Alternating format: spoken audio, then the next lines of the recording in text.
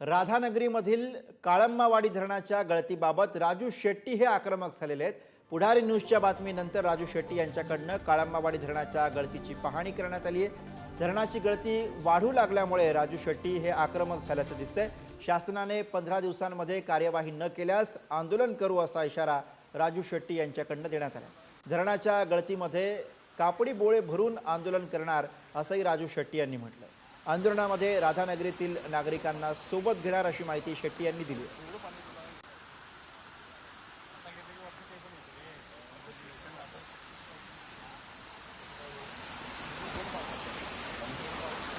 स्वाभिमानी शेतकरी संघटना 2021 सालापासून या विषयावर आवाज उठवत आहे। आता आम्ही 15 दिवस वाट बघू। जर का ही गळती काढण्यासाठी जलसंपदा विभागाने कारवाई केली नाही तर आता गावागावातले लोकांच्याकडनं फडकी गोळा करून बोळामार आंदोलन या ठिकाणी करायला पुन्हा आम्ही आल्याशिवाय सोडणार नाही, हे जलसंपदा विभागानं लक्षात ठेवावं।